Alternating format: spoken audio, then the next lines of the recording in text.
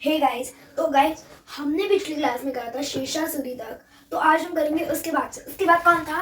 अकबर था, the famous ruler, जिसके नाम पे बहुत सारी रूमर्स और कहानियां बनती है। मैं रूमर्स इसलिए कह रहा हूँ क्योंकि नाम आता है इसमें बीरबल का। अब बीरबल इसमें कोई रूल नहीं है, he was not a ruler. इसमें नहीं दिया हुआ बीरबल के बारे में, क्योंकि जो बीरबल है he was a saint, he was not a man वो सक्सीडेड बाय ये। नहीं, गलत था गाइस, ये बिल्कुल ये थ्योरी ही गलत है। तो अगर मैंने अकबर के बारे में लिया नाम, अकबर आया है, तो ये क्यों नाम मेरे को क्यों आया अकबर? अकबर कौन था? पहली बात तो अकबर था एक रूलर, जो एक बहुत ही न्यूट्रल रूलर था। मैं न्यूट्रल इसलिए बोल रहा हूँ क्योंकि इसने कभी किसी में भेदभाव नहीं करा, किसी रिलीजन में भेदभाव नहीं करा, किसी से बिना हटके बटके लड़ाई नहीं करी है। तो चलो अभी फोकस करते हैं इस पे। तो इसकी रूलिंग एज क्या थी? 13 थी इसकी ruling age. He was succeeded by his guider. His guider was Behram Khan. He ruled for, अब कितने साल उसने रूल करा था? He ruled for 50 years.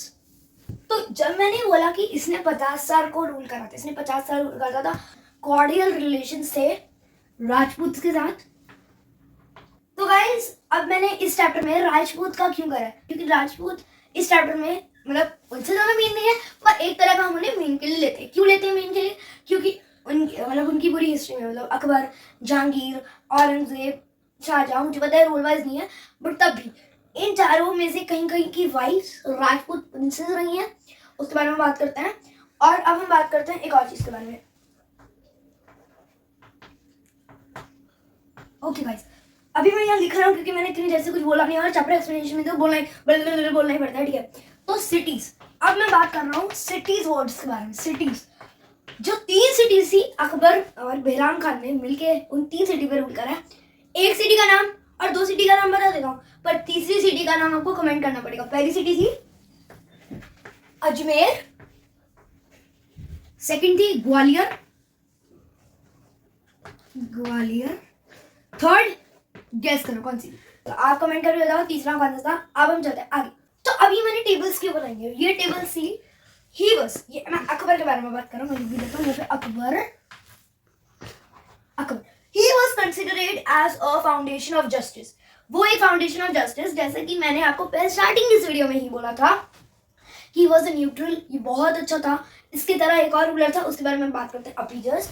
अब मैं बात करने वाला हूँ विलियर और दीवान। विलियर होता है प्राइम मिनिस्टर, दीवान होता है incharge of the department of finance of revenues, और मिरबख्शी होता है द मिलिट्री डिपार्टमेंट, मिलिट्री का जो कमांडर या डिपार्टमेंट में होता है। और ये होता है सरदार, ये रिलीजियस मैटर्स को संभालता है। ये होता है मिरबख्शी, जो कि होता है हमारा मिलिट्री डिपार्टमेंट में काम करने वाला। मेरा क्वेश्चन था कि अकबर को हमने सबसे बेस्ट रूलर क्यों माना चाहिए? एक तो हमें बताया valuable point is he is tolerant to every region। पहले सुन लो, he was tolerant to every region, he removed the jizya tax. और जैसे कि मैंने स्टार्टिंग में बोला था कि जो राजपूत्स